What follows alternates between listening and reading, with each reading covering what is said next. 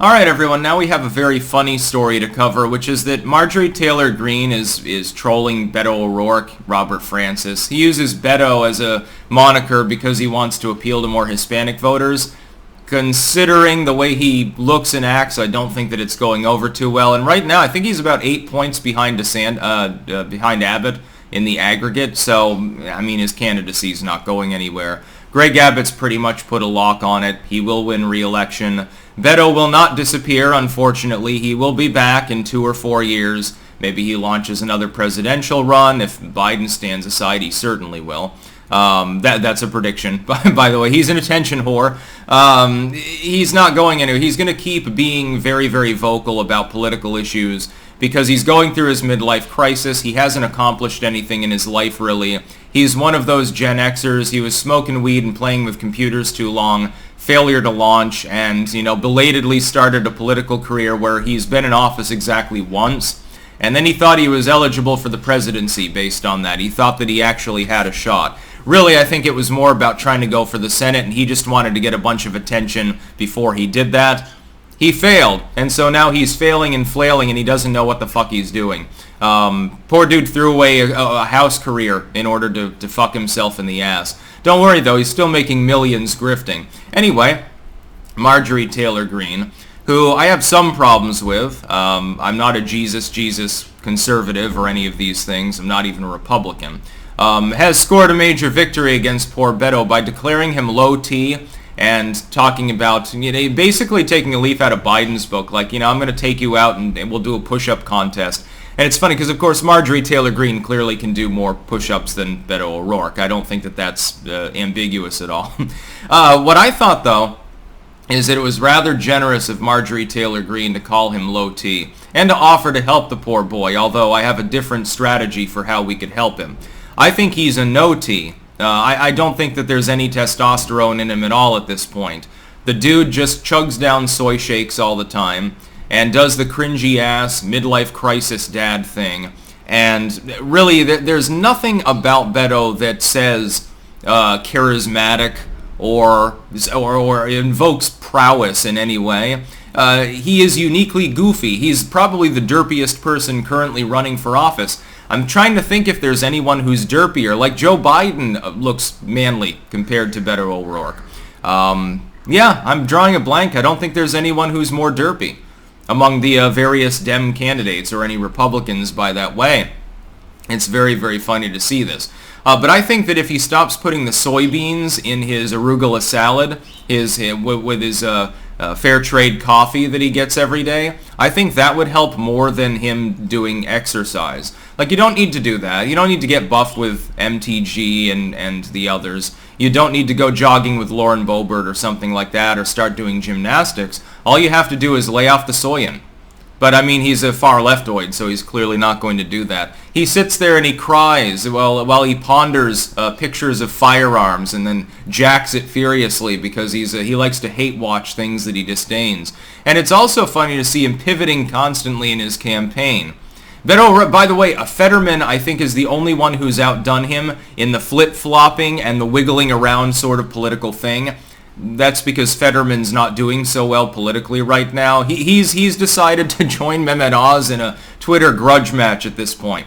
Much like with trying to declare himself John Fetterwoman as a bizarre stunt to try to pitch yourself to female voters. When you shake things up by going completely out of character, it's usually a sign of desperation within politics. It's usually not a sign of strength because more often than not it backfires. Throwing Hail Marys is not something that the team that's winning does, so to speak. Beto has gone completely apeshit. He's having problems with really even creating sort of a political identity, as it were.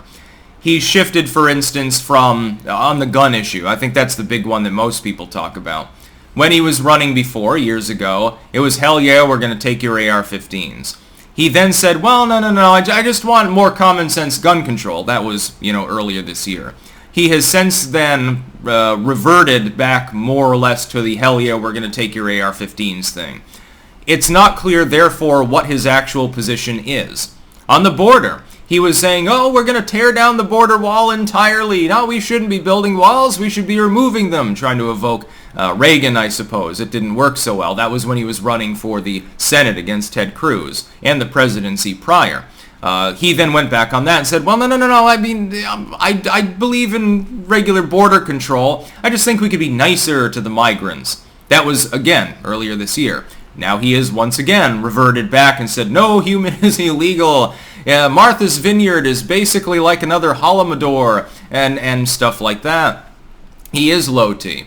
And Marjorie Taylor Greene really twisting the knife on this one. And you know it's got to hurt him. And this is, I think she understands his psychology. He's going through his midlife crisis, quite literally. And I'm not just saying this because I don't like Beto O'Rourke. I'm saying he is at that age, acting in such a way. He's like the dad that bought the sports car on credit because he's like, well, my glory days are over. I've been in this office job for 25 fucking years now, and what do I have to show for it? My life sucks. It's all boring. I wake up in the morning, I pour myself my cereal, go and hate masturbate in the bathroom. I go to work like a slave, and on the weekends, the best thing that can happen is I just sleep in. What a fulfilling life. You get a raisin cookie once in a while, you know. I don't get home-cooked meals. I don't get any money. I'm not getting anywhere. I'm going to be old and gray and on a pension, sitting in the same fucking chair. I won't be able to afford a new one thanks to Bidenomics. My life sucks. Beto is at risk for falling into that same category because he pissed away the career he did have in order to chase after windmills, basically.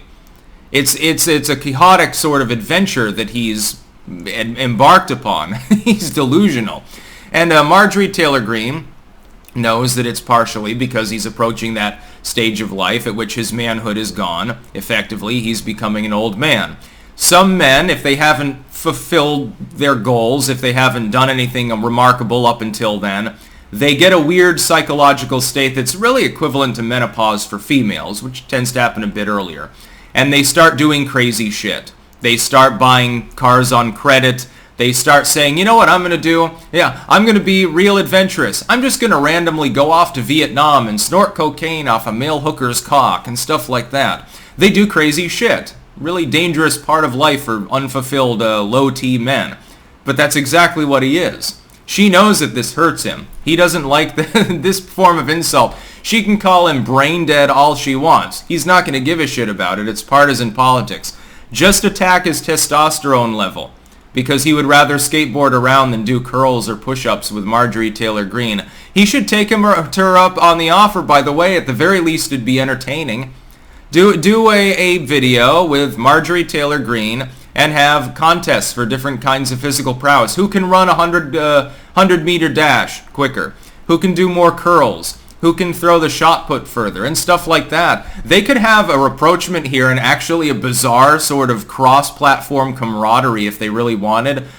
Millions of people would watch that. I'd watch it. I would tune in live to see Marjorie Taylor Greene versus Beto O'Rourke, the short bus Olympics. I think that'd be a great idea. Somebody get on making this happen.